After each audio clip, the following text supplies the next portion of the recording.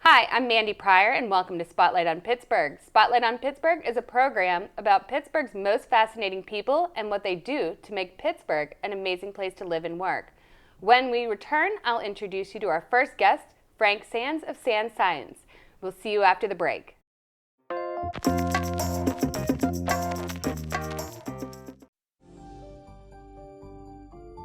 Our family was drifting apart until we found a connection. You have the power to change your child's life. The Boys Town National Hotline can help.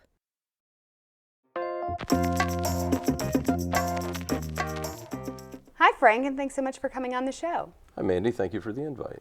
So what can you tell me? Can you tell me a little bit about what you do? I'm a scientist. My background is both chemistry and physics, which is kind of interesting because they're a little opposing kind of technologies. It's still the same science, but chemistry deals with one area and physics is a very different area. So having the expertise of both lets me solve problems that might slip by other people. So in my business, I try to find solutions where people may not even know there's a problem, or they might be searching for the solution to a symptom of a problem. So what I'm good at is to get in and find out what the real problem is and solve it once and for all. And so how long has Sands Science been in business? Since 1993. Before that, I worked for corporate America. I had 14 years with one large international company and the other years with another international company. In 93, I decided to be self-employed and be a little more entrepreneurial and expand my science horizons. So I was doing primarily polymers work, so I developed polymers for the automotive industry that's on many vehicles today. The fascia materials in the front and rear that allow you to bump another vehicle up to 5 miles an hour and not crack and fall to pieces. And it's indistinguishable from the metal parts of the car. So I was very key in the development of a lot of those products. And speaking of entrepreneurial, weren't you featured on the Wall Street Journal? I have. I was on the front page of the Wall Street Journal for nuclear fusion. I do research and mentor young people that usually go on to be physicists or engineers in the nuclear area. So yes, I have a little nuclear fusion, not fission reactor, that I do some of my research on, and I was featured on a Wall Street Journal. But I've been quoted in everything from Wired to the Washington Post, quite a few large publications, and I've been published in scientific journals. So. And you do some product development as well, right? I do. My clients today, I think of it as reverse consulting. That is, I find a deficiency or a need someplace, and I do all the background work and develop everything, then approach a potential client, sign a non-disclosure agreement, and hand off the technology to them, and quite often it gets implemented. So. And so is there anything that in our day-to-day lives we would see that you've worked on? One of my patents, I have quite a few patents, is with musical instruments, specifically acoustic guitars. Somewhere in middle age, I decided to learn acoustic guitar. I had played musical instruments, but no stringed instruments. And the first thing I noticed was there's two identical guitars on the wall, not inexpensive guitars, exact same model, but they sounded totally different. And as a scientist, that's unacceptable to me. That was probably like a whole thing. You Right. had to take it home and figure it out. So I've developed a process that many musicians that you would know and many recordings that are out there send me their acoustic guitars. There's a pretty good waiting list. I do this process on them that make them essentially bring out all that these instruments would ever bring out in 30 or 40 years and return it back to them 2 weeks later with an aged instrument that is just ethereal in sound. It's full, it sustains, and it's now on some recordings that you might be hearing. That's incredible. Yeah. I did 9 weeks at a adult community class for guitar. Ah. A very old guitar, hand-me-down, but Then you know how special the more aged guitars are. that's what I've heard. So that's very interesting. And so You do also some work in energy that people frequent. I do. I'm the first electric solar house in the 90s in southwestern Pennsylvania. The power company, Duquesne Light, didn't even know how I should do the intertie. I had to do all of the design of the components I purchased, but to put them together and to actually have a solar power house. I think I'm number one in southwestern Pennsylvania. So I get 100% of my electricity for my house from the sun.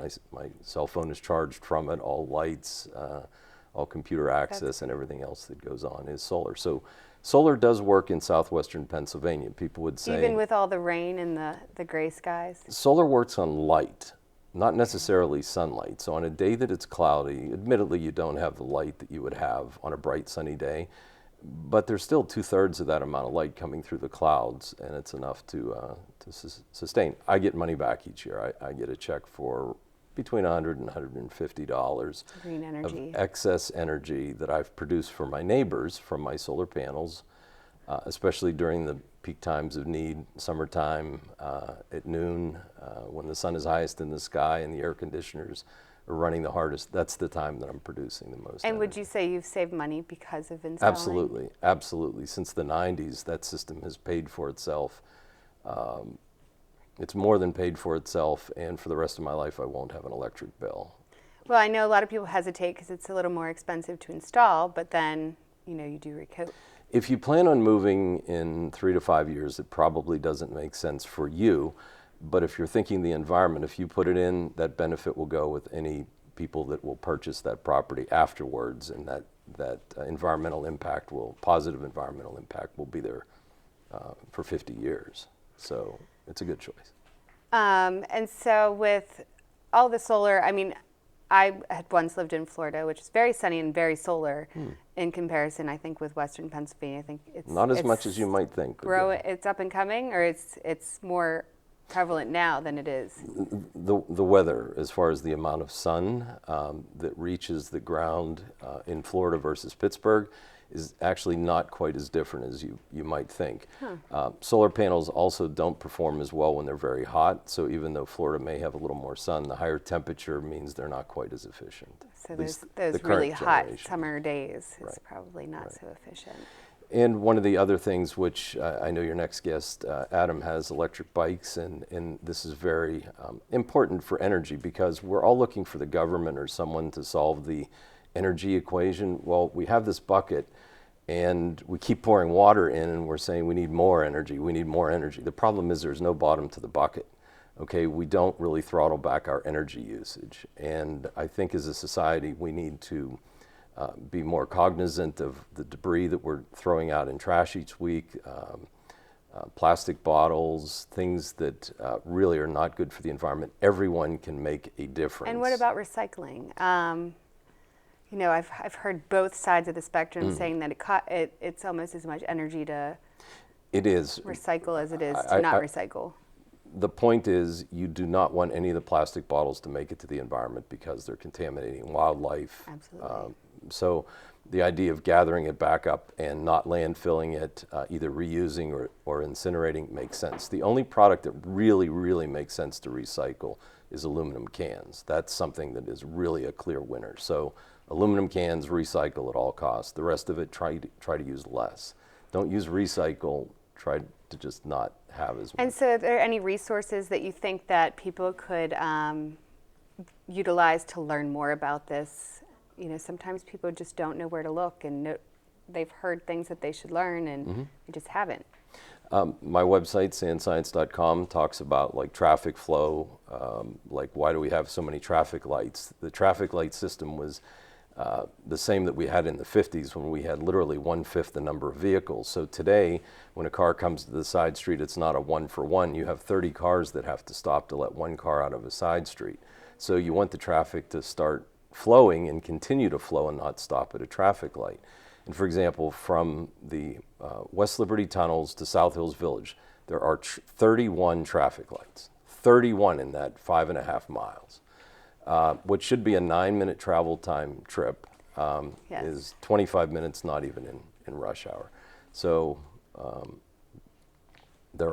there's plenty of solutions if we look. So I invite people to come to my website and you or also send me do emails. community outreach and education?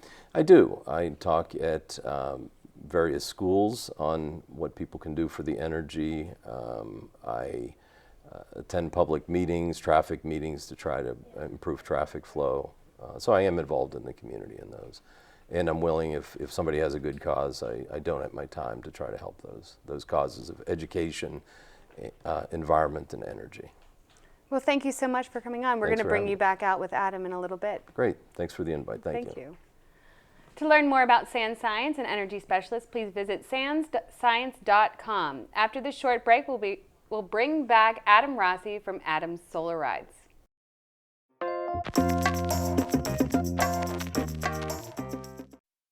Sometimes it's hard to see where you're going, but you have the power to change your problems. All it takes is courage. YourLifeYourVoice.org.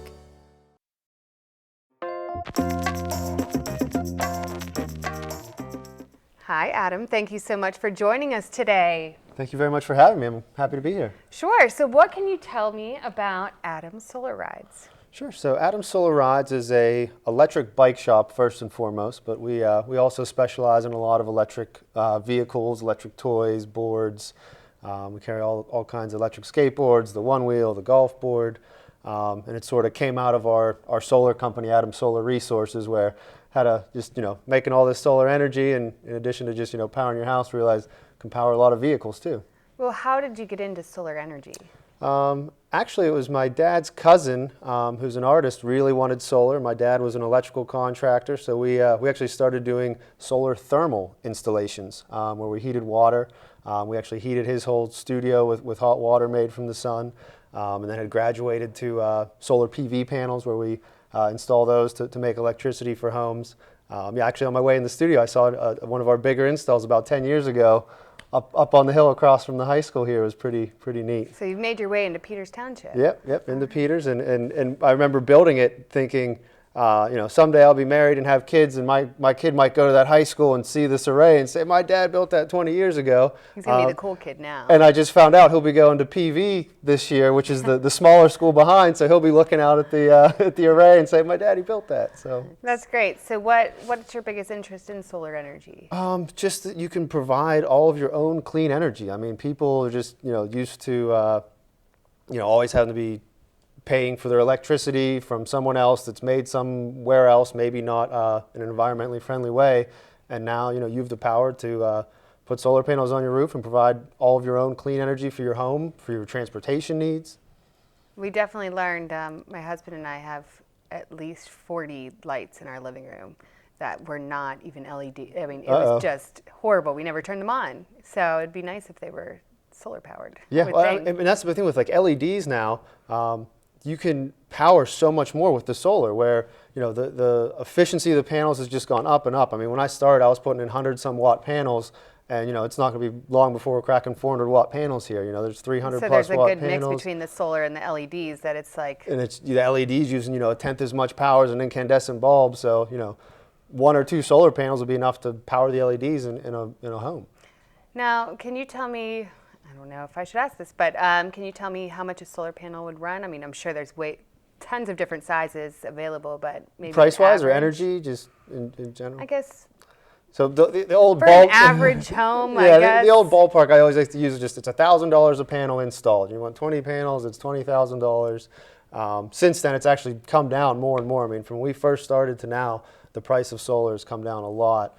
And in most cases, I'd say 20 solar panels is enough to run your average home. So basically, as long as you got enough exposure, cover your roof in solar panels, you won't have an electric bill anymore. The power company actually will have to pay you every year, like Frank's been doing for 20 or 30 years now. That's nice. That would be a nice day if they were paying for my electricity. So absolutely. So back to your electric bikes. You actually tour or you can go on a tour in Pittsburgh. Right. So we have two locations. Our Bridgeville shop is mostly just sales and service, and you can do test rides there. But we opened a second shop this past year in Station Square in downtown Pittsburgh, and we offer tours of the whole city. So you can come down. with up to 10 of your friends and family. We take you out for either, between a 2 to 4 hour tour all around the city of Pittsburgh, and you don't got to worry about getting tired. You got the assist. How does it work? Like, what is an electric bike for people who probably have been pedaling their whole lives? Right, so that's why I brought one here sort of to give an idea, because people, the hardest thing is until you ride it, you really just don't get that sensation. So there's a lithium-ion battery that provides assist to a motor. So on most of the bikes, you're still pedaling the bike, and it's a pedal assist that you can control the level of how much help you want. So you put it on 1 or 2, it's going to feel like there's a light wind at your back, or that small grade feels flat. You crank it up all the way. Can ride from town up to Mount Washington, and it'll feel like you're pedaling on flat ground. And it's very efficient. These are almost 3,000 mile per gallon equivalent vehicles. It's one of the most efficient ways to get around, especially if you use a solar panel to charge it. And you have a shop in Station Square, correct? Correct. So that's our tour shop, as we refer to it. We do tours and rentals out of there too. So we've had a lot of people this year come to ride the Gap Trail. You can go from the point in downtown Pittsburgh all the way to Washington, D.C. on the Great Allegheny Passage Trail. See, we're just so connected to D.C. How long does that take? We work with another outfit called Bike the Gap, and they help set up how long you want to ride for, and they set up all your Airbnb or your bread and breakfast stays. So, most people, I'd say, take 7, 8, 9 days. I was going to ask if you had to, be in a tent overnight. No. I mean, you can camp the whole way, but I'd say most of the people that rent our bikes are doing it all first class, enjoying the trip. And how many people came from across the country? I mean, I thought it'd be local. People are flying from California to ride an e-bike down the Gap Trail. And it's older folks that normally couldn't. So I have, 75, 77-year-olds that they're doing a 300-mile bike ride because they have the assist. Hear that, all you silver sneakers and silver and fit out there? You can ride your e-bike all up Mount Washington or to Washington. So the store itself, so you can purchase these in the store? Yeah, so we have a full line of, or actually 5 different lines. We carry Bulls e-bikes, which is what we have here, iZip electric, Raleigh electric, BH Easy Motion, and High Bike. So we've about, probably access to well over 100 models, and normally keep about 50 to test ride and choose from in the shop. And you also sell other stuff, not just the bikes. Yeah, one of my favorite inventions that's come out of late is called the One Wheel. So it's just, I should have brought one of those too. It's just one big wheel on a board that's electric, and you can ride it. It feels like you're snowboarding wherever you want to go. I think I saw that. Doesn't it look like, what are those toys from the 80s? They had a pogo bouncy ball. Yeah, there was like a ball. You had to grip it with your feet. Yeah, it's like that on steroids. I mean, they go 20 miles an hour. They just came out with a new model, the XR, that goes 18 miles on one charge. And there's people in cities that they're ditching their car for these personal electric transporters. You don't got to pay to park. You don't have to sit in traffic. That's a you big get thing, where you're parking. going quick. I mean, that's very costly, especially in the cities. So yeah, I mean that's the thing with the e-bike. You can enjoy your commute, ride along the river trails, free parking wherever you are, and then whenever you're leaving, everyone's sitting at the Fort Pitt Tunnel, and you're just riding on your way home. And they're just continuously expanding the infrastructure too, that you can ride all around downtown safely. And so, what's the best way to, I guess, get started? Stop over the shop and take a test ride. I mean, we got a beautiful backcountry road that we can, with a nice big hill, and that's where the aha moment for everyone is they look at this hill and it's like, no, just hit the plus button, and they start pedaling up the hill, and you're still getting the workout. So it goes straight from Station Square, like right up the hill. Is that how you? I don't know where it goes. Oh, from the Station Square tour, we go all around the city. So I mean, the Point, we stop at the North Shore. We go to Hers Island sometimes and stop on the island. So yeah, and the people that come and see our city, it's so beautiful riding along all the river trails. And is it more walk-in, or do you book ahead? Like, is it more? On our website, so at adamsolarrides.com, you can pull up, you can see all the tours we offer. And I've been, on some of these nice, 77 degrees a couple days ago. I'll throw a tour up when I see the weather's nice in the off season. But normally once spring hits is when we really start to get busy. Good. And so, you were in solar energy, so what made you get into electric then? Electric bikes. So I was trying to be more efficient. This is before I drove electric cars. I was like, I don't want to burn gas every day. Let me try to ride a bike to work. And I didn't last it doing it. I was like, let me try an electric bike. And as soon as day 2 of riding the electric bike to work, I said, this is the business I want to be in. This is fun. And it's going to take off. I mean, just every year our sales grow. More and more people are finding that, it gets them out, it gets them healthy.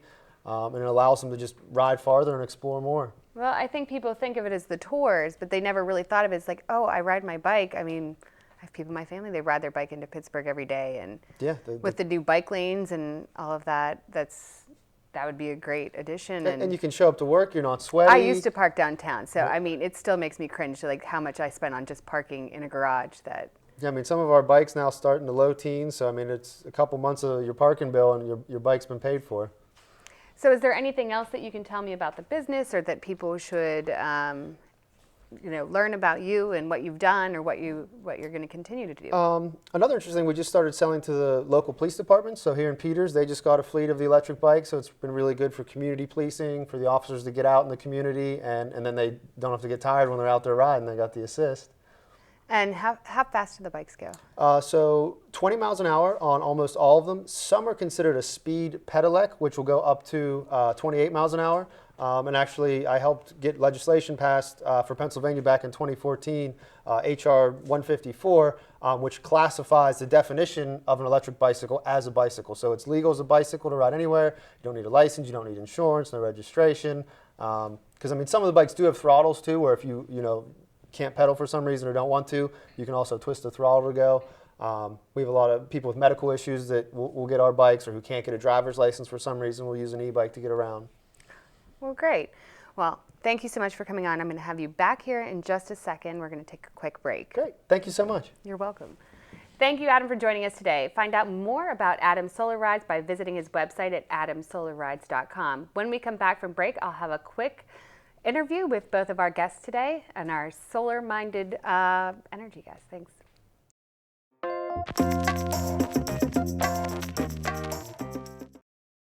Here's something we bet you didn't know. Nearly half of all cancers can be prevented, mostly by making changes in your diet, controlling your weight, and of course, by not smoking. Visit prevent50.org and get a free 30-day planner filled with tips, recipes, and more.